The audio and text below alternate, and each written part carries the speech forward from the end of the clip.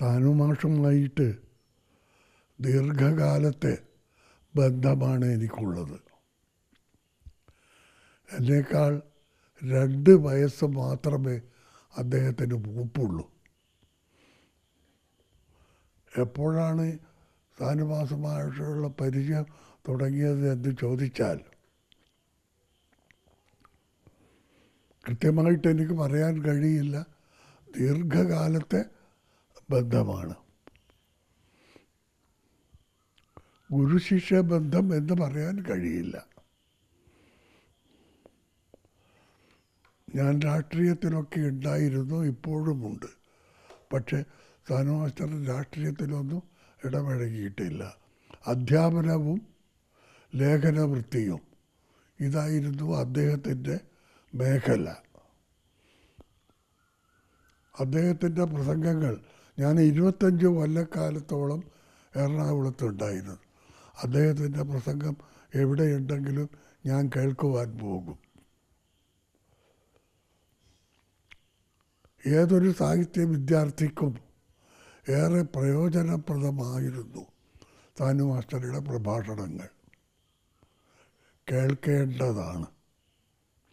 മലയാള ഭാഷയുടെ ശക്തിയും സൗന്ദര്യവും എന്താണെന്ന് അനുഭവിച്ചറിയുവാൻ ആ പ്രസംഗങ്ങൾ, പ്രഭാഷണങ്ങൾ കേൾക്കുക തന്നെ വേണം.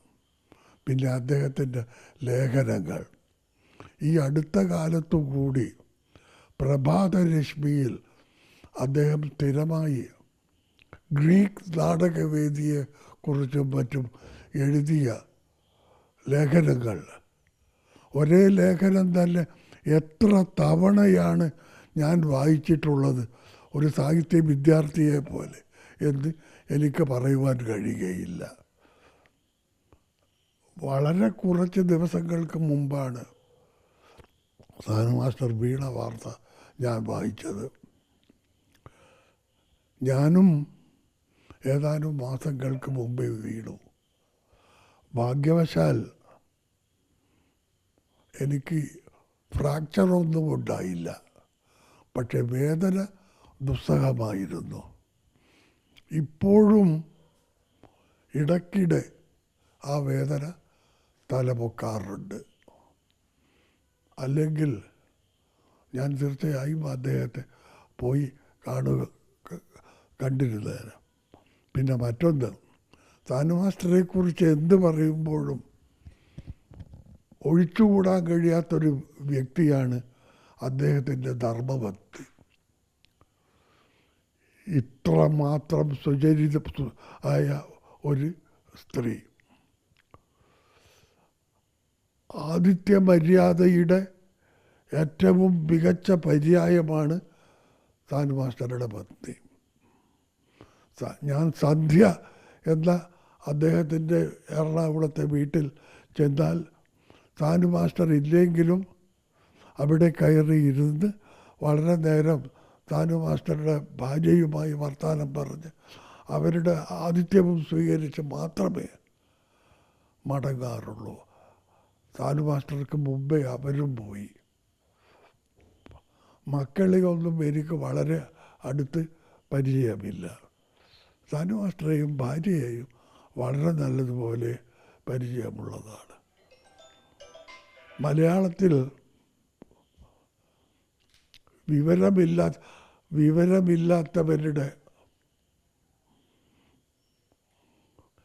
കേളിപ്പൊട്ട് നടക്കുന്ന കാലമാണിത്.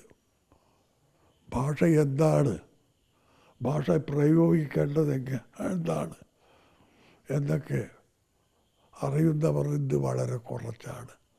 സാനു മാസ്റ്ററെക്കുറിച്ച് പോലുള്ളവർ പോയാൽ മലയാള ഭാഷക്കുണ്ടാകുന്ന നഷ്ടം തീർച്ചയായും അപരിഹാര്യമാണ്. എൻ്റെ സ്വന്തം ഒരു അനുഭവം പറയാം. ഞാൻ എറണാകുളത്തുള്ളപ്പോൾ ഓണക്കാലത്ത് പത്രമാസികക്കാർ കഥക്കാവശ്യപ്പെട്ട് ഞാൻ എഴുതി കൊടുത്തു കഴിഞ്ഞാൽ ഏതെങ്കിലും ഒരു വാക്കിനെ കുറിച്ച് എനിക്ക് സംശയമുണ്ടാകും. ചില സന്ദർഭങ്ങളിൽ ഒരു വാക്ക് മാത്രമേ ഉപയോഗിക്കുവാൻ കഴിയുകയുള്ളൂ. ഒരു വാക്ക് ഞാൻ ഉപയോഗിച്ച വാക്കിനെക്കുറിച്ച് എനിക്ക് ചിലപ്പോൾ സംശയമുണ്ടാകും. ശബ്ദധാരാവലിയിലൊക്കെ നോക്കി സംശയം തീർത്തിട്ടേ ഞാൻ അയക്കാറുള്ളൂ. എന്നാലും ഒടുവിൽ ഞാൻ വളരെ പുലർകാലത്ത് നടക്കാൻ പോകുന്നൊരുത്തരം. അപ്പോഴൊക്കെ ഇതായിരിക്കും എൻ്റെ മനസ്സിൽ. ഞാൻ സാനു മാസ്റ്ററെ വിളിച്ചിട്ടാണ്, മാഷെ ഇങ്ങനത്തെ ഒരു സന്ദർഭമാണ്, ഞാൻ ഉപയോഗിച്ച വാക്ക് ഇതാണ്, എനിക്ക് ഇനിയും ഞാൻ കഥ അയച്ചു കഴിഞ്ഞു, ഇനിയും എനിക്ക് വിശ്വാസം വന്നിട്ടില്ല. സാനു മാസ്റ്റർ യാതൊന്നും ആലോചിക്കാതെ ഉടനെ പറയും, ആ വാക്ക് തന്നെയാണ് വേണ്ടത്. ഉടനെ തന്നെ അദ്ദേഹം ഒന്നുകിൽ കൂടുതലും ആശാൻ്റെ ഏതെങ്കിലും ഒരു ശ്ലോകം ചൊല്ലി, ആശാൻ ഉപയോഗിച്ച വാക്ക് കണ്ടോ, അത് തന്നെയാണ് പത്മനാഭനും ഈ സന്ദർഭത്തിൽ അവിടെ. അപ്പോൾ എനിക്കൊരു വെളിച്ചം കിട്ടിയതുപോലെയായി. ഞാൻ ഉടനെ തന്നെ മാതൃഭൂമിയോ മനോരമയോ ആരാണെങ്കിൽ അവരെ വിളിച്ച് പറയും, കഥ അച്ചടിച്ചു കഴിഞ്ഞോ, ഇല്ല, എന്നാൽ ഇത്രാമത്തെ പാരഗ്രാഫിൽ ഇന്ന ഒരു പ്രയോഗമുണ്ട്, ദയവ് ചെയ്തത് മാറ്റരുത്, ഇത് തന്നെയാണ് വേണ്ടത് എന്ന് ഞാൻ വിളിച്ചു. അല്ല, ഇതല്ല, അത് മാറ്റി വേറൊരു വാക്കാണ് വേണ്ടതെന്ന് സാനു പറയുകയാണെങ്കിൽ ഞാൻ അതും വിളിച്ച് ഞാൻ തിരുത്തും. അങ്ങനെ സംശയ നിവൃത്തിക്ക് സമീപിക്കാൻ നമുക്ക് കഴിയുന്ന മറ്റൊരാചാര്യൻ ഇപ്പോഴില്ല. വേണമെങ്കിൽ പറയാൻ തോമസ് മാത്യു ജീവിച്ചിരിക്കുന്നുണ്ട് എന്ന്.